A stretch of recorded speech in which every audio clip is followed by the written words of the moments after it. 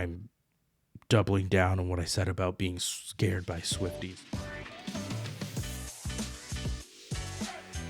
What's up, everyone? Matt here with Down Once More. Welcome to November. It is November 1st when this episode is coming out. You can listen to it whenever you want, but it is November 1st, and I'm here with another grab bag episode. We got a mini episode. We're going to keep it short and sweet in theory, like I like to say, but you all know I'm long-winded if you've ever listened to this podcast. So let's get right into it. First off, some musical movie or recorded Broadway, actually, musical news. Fathom Events, they distribute a number of musical productions. They seem to be one of the ones that grab like recorded stage musicals and distribute them to theaters. So they have two coming up in the next couple months. First up is a recording of Titanic, the musical, which I know nothing about.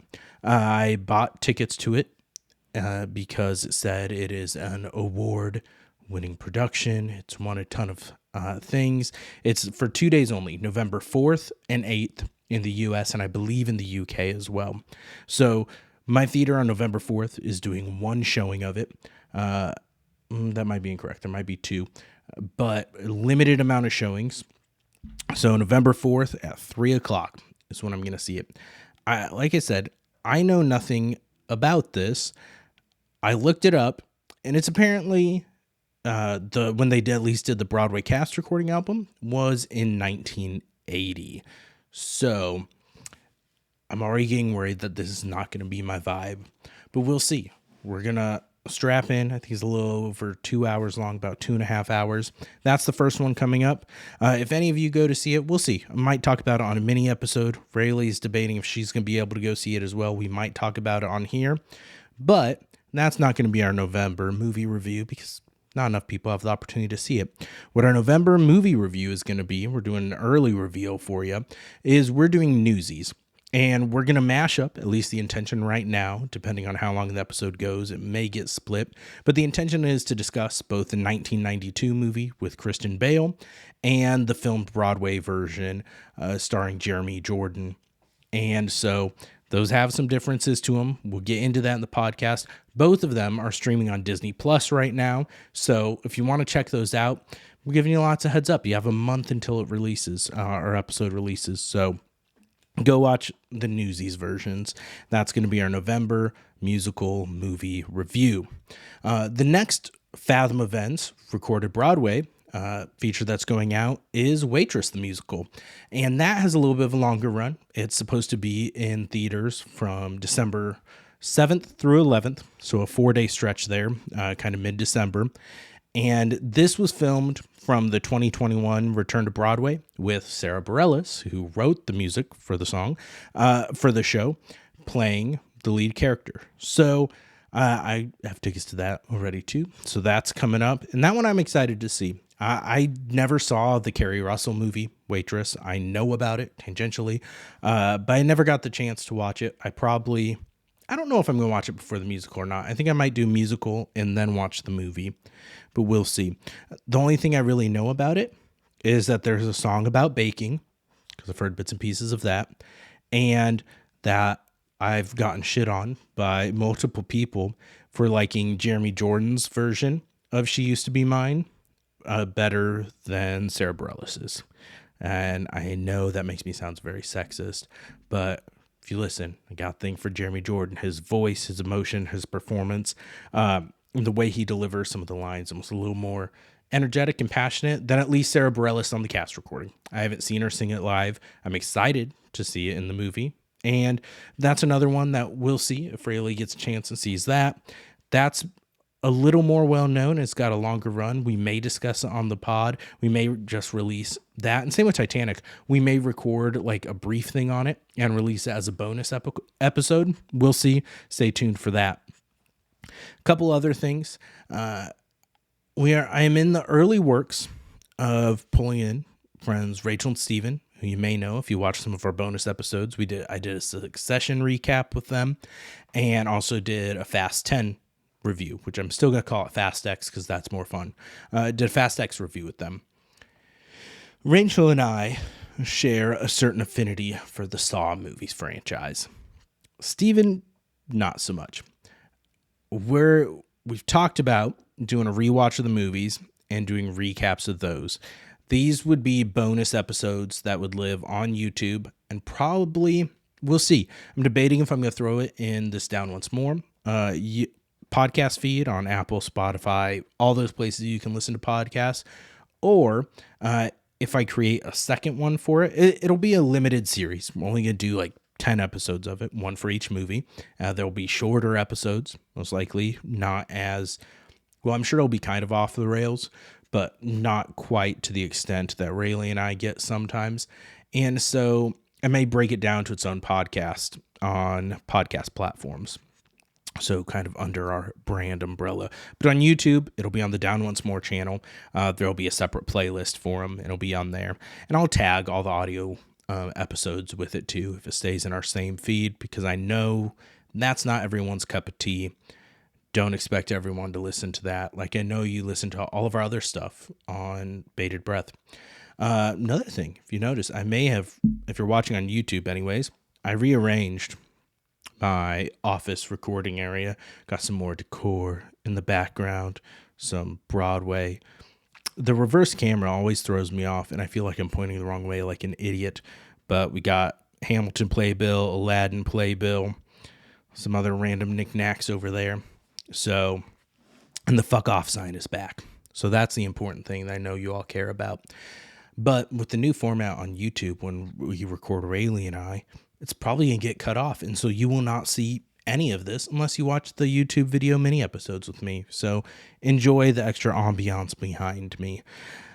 One other thing I've gotten into, actually, there's two more things that I'm going to talk about this episode. The Spider-Man 2 PlayStation 5 video game, and then Midnight Mass on Netflix. Midnight Mass is what I'm going to talk about right now. So this came out in 2020. Either 2021 or 2022. It's directed and written by Mike Flanagan, who has done some of my favorite Netflix original series, The Haunting of Hill House specifically. I loved that one. Haunting of Bly Manor was a little bit of a letdown for me, but still really good, solid. I did not watch his one. It's like the Midnight Club or something like that, I feel like. I have not watched that one. That was more like a young adult one. And then Midnight Mass, which came out, like I said, a year or two ago. And then the newest one just came out on Netflix, and that's The Fall of the House of Usher. And that's what I'm currently in the process of watching. Netflix recently announced they're raising their rates again. So I fully intend to cancel my Netflix just for many reasons. But I feel like it has become one of the weaker streaming sites. But before I did that, I wanted to binge watch some of the series that I've been meaning to get to and just never had. And the first one of those was Midnight Mass. Now, Mike Flanagan shows they carry a lot of the same actors and actresses throughout it. One being Kate Siegel, which is his wife, and she is fantastic in everything. And the other one, Rahul Kohli, and I may have just butchered his name, and that's my bad. But the first thing I ever saw him in was Haunting of Hill House, and he was hilarious. He's dropped off of social media as much anymore, but he was a great follow on social media. He is a great actor in these series, and so I've been kind of following his career a little more since then, and he's been great. And there's some other familiar faces that pop up in pretty much every one of his shows, but so good. Midnight Mass, I think, might be my favorite of the ones I've watched of his. I think it edged out Haunting of Hill House for me. It's a lot more of a slow burn. It's not as much of a horror or thriller series, I didn't feel like, than the others. It's more of a drama with some minor horror elements thrown in. It has a lot of monologues and discussion around religion and faith and just belief in all of these things. It takes place on a small island in this small community, the Crockett Island, where a lot of things center around the Catholic little church there. They never explicitly state it's Catholic, but he's a priest. They have the robes. The priest goes to Rome, Roman Catholic Church. So they may say it's Catholic and I just missed it.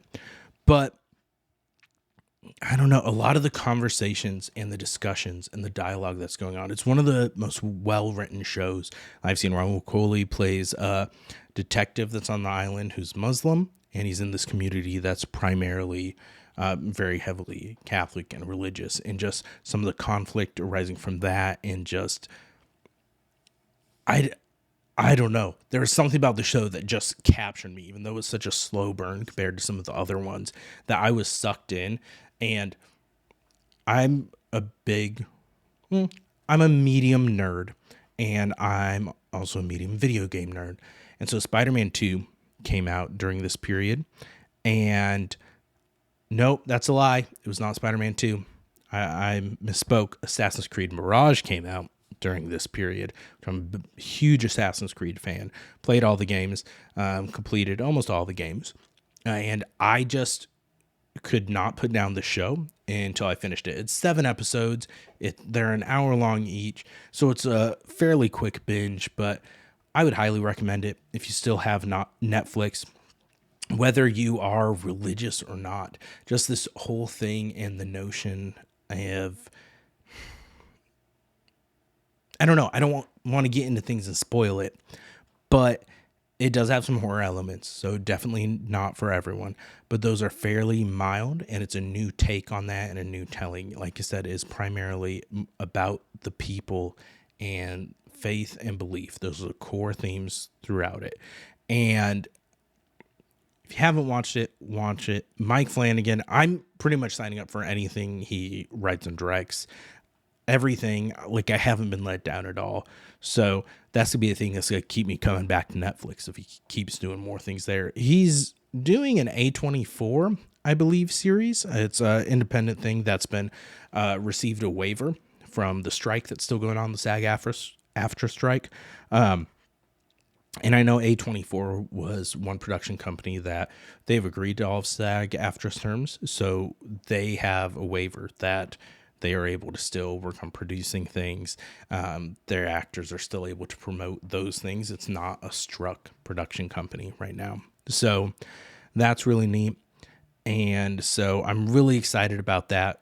His whole gang's back on that. Mark Hamill has recently joined. Mark Hamill's in Fall of the House of Usher, which I'm planning on binging, but that was put to the side because I got sucked into Spider-Man 2. Spider-Man 2 is a PlayStation 5 exclusive game. So if you don't have a PlayStation 5, sorry you don't get to experience it.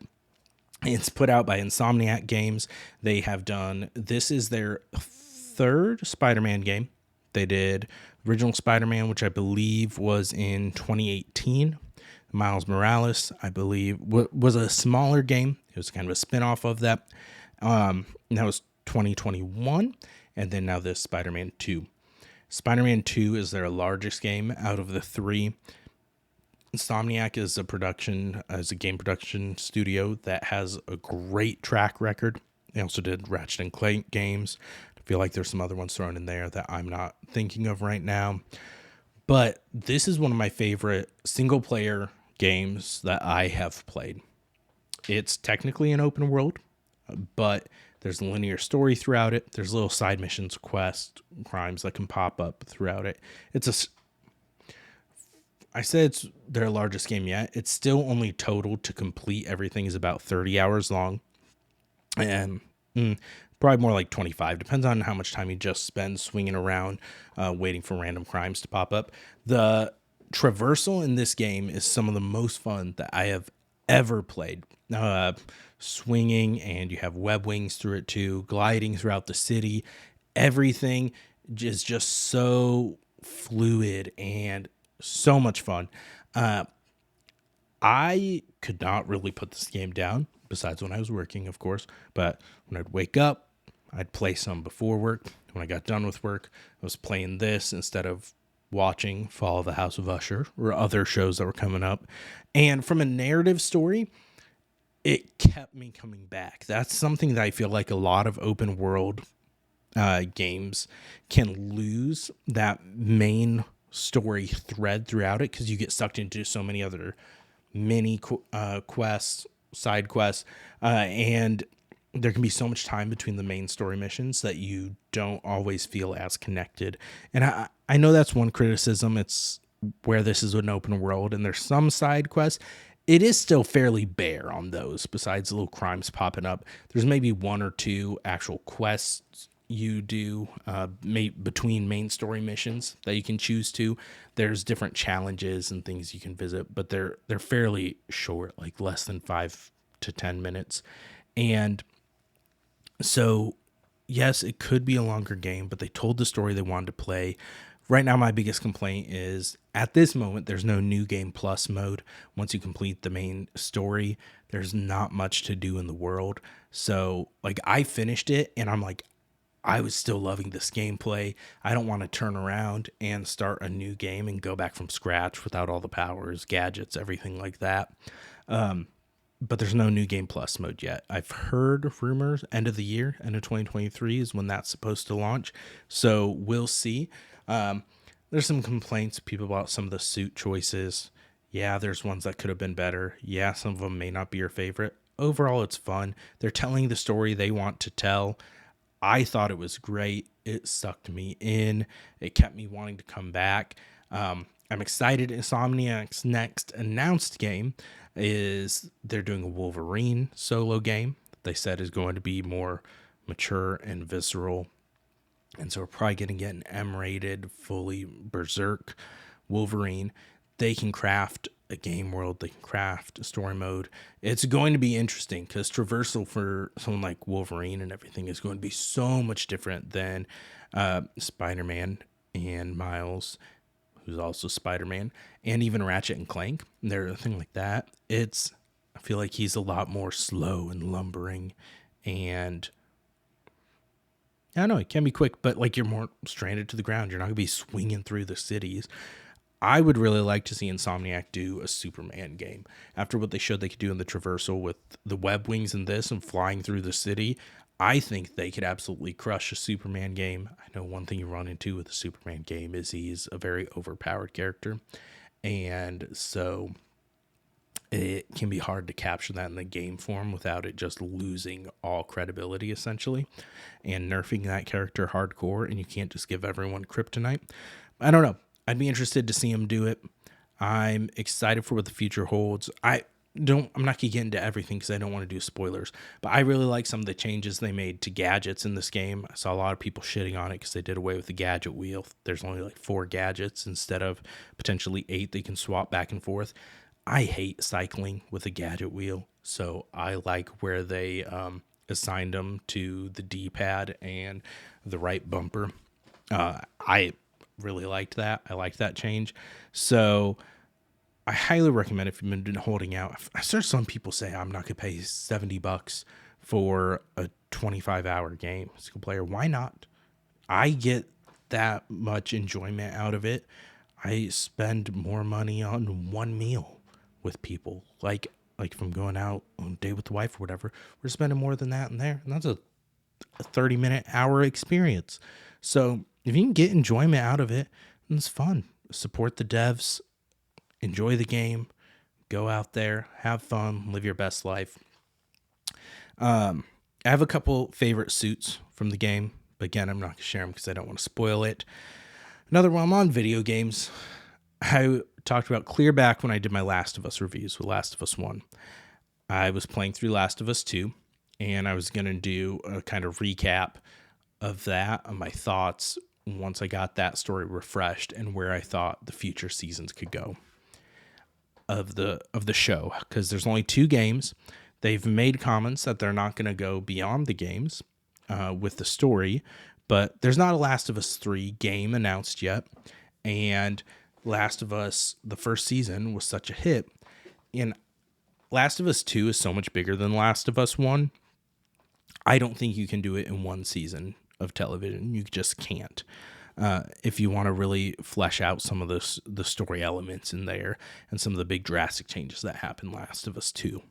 So I actually, when I started my playthrough, I did a breakdown of what I think they can do for the next couple seasons, more detailed on season 2, because I was about a third of the way through my playthrough of the game. And I think there's things and stuff that I remember from it that could flesh out a season 2 of that, and ideas of where I think the writers could go and where I think would be a good idea and not cause them to have audience lose interest and not have people who played the game lose interest in it. I might get into that in a mini episode. It's not going to be today. I was wanting to wait till I finish playing through the game again. I don't know if that's going to happen with my work now. It's crazy busy. Other things in life have gotten crazy busy. It's football season, so that eats up weekend time. And I do just have to give a plug. As a Nebraska Cornhusker fan, life has been rough for the last really like 20 years. But 20 is rude. It's been 24 years since we last won a conference championship. We have not been to a bowl game in 7 years. As of today, because I'm recording this on Saturday the 28th, the Huskers are now 5-3. We only need one more game to be bowl eligible. We haven't had a winning season in 7 years. I believe that would then mean we haven't been to a bowl in 7 years, which is such a fucking long time, because you need 6 wins to be bowl eligible. We are 1 win away from that. So I have a slight amount of hope, just slight. I can't allow myself to get too hopeful, but it's on the horizon. I am not, my soul is not as drained on the weekends, and that's nice. I usually finish watching a Nebraska game and just feel like I've been punched in the gut and all my energy just sapped away from me, which is stupid because it is just a sport and these are fucking college kids playing. And now I feel really old watching them and criticizing these fucking 18 to 21-year-olds who just doing their best, most of them doing their best. And it's just a game. We enjoy it.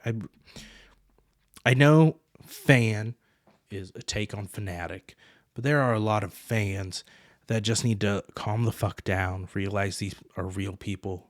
They have their lives, and it's just something for us to enjoy. It doesn't make up our lives. If someone wins or loses, or some celebrity isn't dating who we want them to date, it's not the end of the world. It's something else to, yeah, sometimes it helps us get through our day. Sometimes it provides extra enjoyment for us. But ultimately, they're people too. Let them live their lives. And a little of that is to go to say I'm doubling down on what I said about being scared by Swifties. I'll insert it to the YouTube video. But there were a couple tweets because Taylor just released her version of was it 1989? This is bad if I'm wrong on what it is. Yeah, 1989 Taylor's version just came out.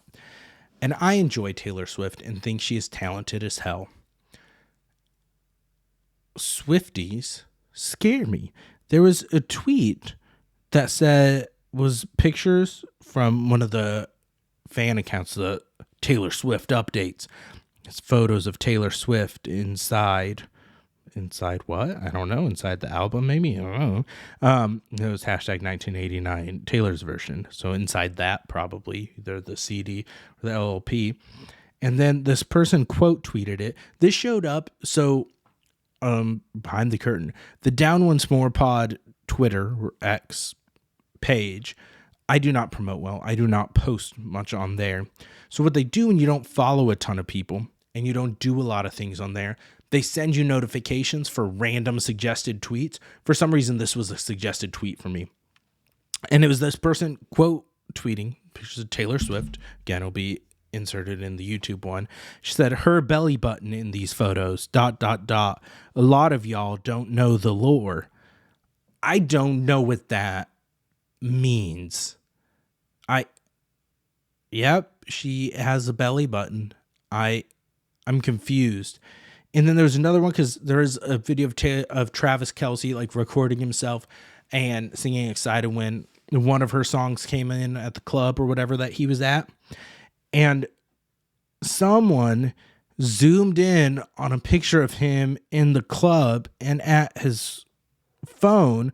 This will also be inserted in the YouTube, where you can barely see his phone screen, and said Travis has got Taylor as his lock screen. I'd recognize those bangs anywhere. Let's fucking go. And the name on this account is Tavis Nation. And this is insane, people. Why are we romanticizing this celebrity couple that I hope they work out? They look like they're having so much fun together, and I'm happy for them. I am happy for them. But let them live their lives. Let them have fun. Stop putting everything on a fucking pedestal with these people who try to do stuff for our enjoyment and because of stuff they're passionate about. Just sit back and enjoy it. Let them be happy. Let them live life. But as you can see on the YouTube one, you can see about half an inch of this man's fucking phone screen. And we're zooming in and investigating shit like that constantly. I mean, oh my God. And I don't know. Taylor Swift has the handshake with Brittany Mahomes, which everyone on the internet thought was the worst a few years ago. And Jackson Mahomes, who... what? I don't know what his legal thing's in. He was in legal trouble for videos of him kissing, supposedly non-consensual kissing this person working at a hotel and doing weird ass handshakes with them. And I know that goes against what I just said about let them live their lives and don't examine every little thing. But I'm like, it's just one of those things. People are people. People make mistakes. People aren't perfect. For the record, I'm not saying Taylor isn't perfect and Taylor make mistakes, because I'm a lot less scared of Jackson Mahomes and Brittany Mahomes stands than I am Swifties. And so, to be clear, I'm not saying Taylor's not perfect. I am saying people are people. No one's perfect. Stop romanticizing and worshiping anyone. If you're religious and want to worship whoever you worship with your religion, you do you. Don't be hateful towards other people. And to be clear, I may be being a hater, but I'm not being hateful towards any of these people. So let people do their thing. Like things a normal amount. I don't have anything else. That's all my notes, all the things I was going to do. This was a very shitty mini episode, if I do say so myself. I said a whole bunch of nothing for about 25 minutes that if you're still listening at this point, you suffered through. If you're still listening at this point, comment below and let me know. I will give you a personal shout out and thank you in the next mini episode. So comment below on YouTube the name you want to be shouted out by, and as long as it's nothing offensive or slurs or anything like that, I will give you a shout out in the next episode. I had to put that disclaimer because people suck. None of our fans, I'm sure all of you downers are great. Downers is what Rayleigh and I decided we're calling our small fan base because we're going down once more, and so downers just sounds natural there. So that's gonna do it for this week's mini episode. Next week, in theory, barring any issues, you'll have Rayleigh and I for a joint episode. Not sure quite what we're going to do for that. Maybe doing the next episode of Shut the Fuck Up. Maybe doing a rematch again. All these episodes are rematches. I get it. But we may be doing episode 4 of that. That's hopefully coming this month. Thanksgiving is this month. So next week, Rayleigh and I. Week after that, another mini episode. Week after that, Newsies movie review. And I haven't counted the weeks based on this coming out the first. There's probably one more mini episode that'll fall after that. So if there's anything specific you want us to talk about, let us know in the comments, DM us, whatever. You never know. I'll give people shout outs on the mini episodes if you give us a good idea that we use. So thank you for tuning in. Thank you for watching, listening. Don't forget to go down once more. Later.